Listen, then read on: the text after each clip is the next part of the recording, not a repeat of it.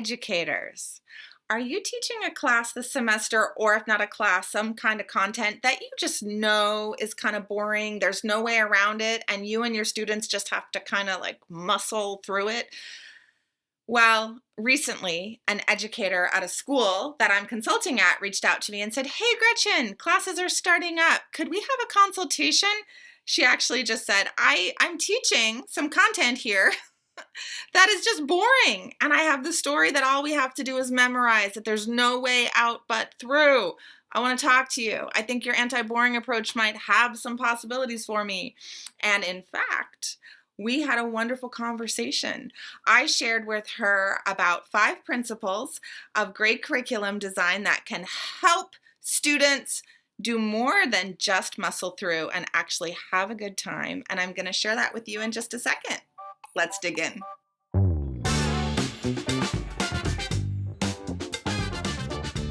This particular educator, just so you know, is a psychologist teaching a class on the DSM manual. That's a diagnostic manual. It's a big, thick textbook, and it's filled with lots of information about how to figure out what different mental health diagnoses are.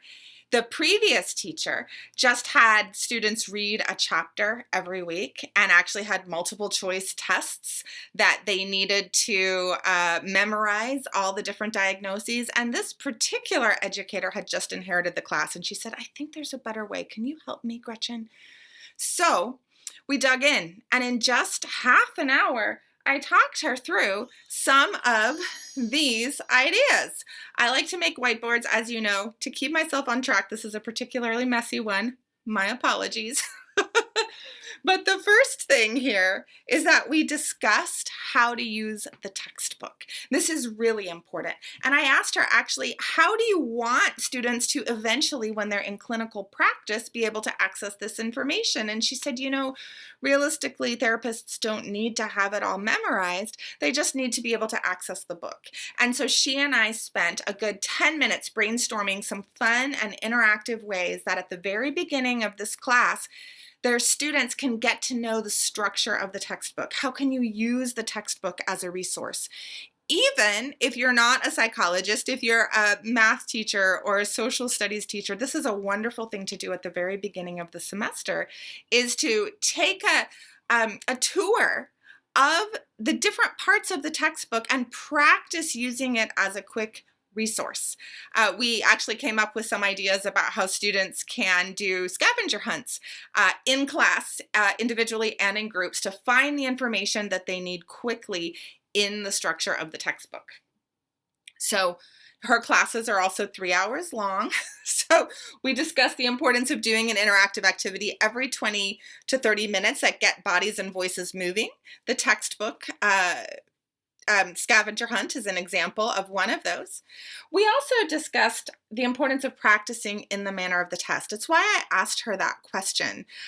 So how do you ultimately want students to be demonstrating their understanding and their learning? And then let's create classroom experiences that have students practice exactly that.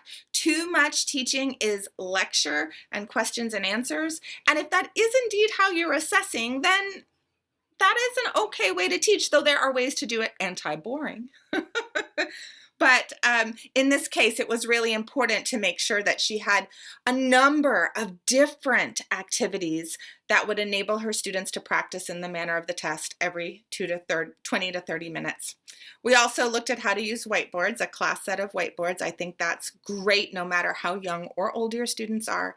And then finally, we talked at length about making visible why you're making the choices you're making in the classroom. Students are teachers of themselves. So if you can explain why you are doing different activities and have students notice how it helps them, then they are more likely to have the tools they need to design their own study practices for themselves.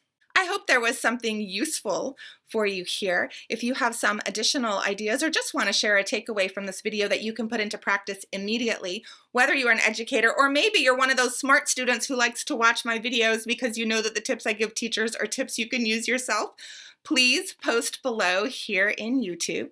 If you would like to actually get my free study cycle action guide, you can find it here at gretchenwegner.com/study.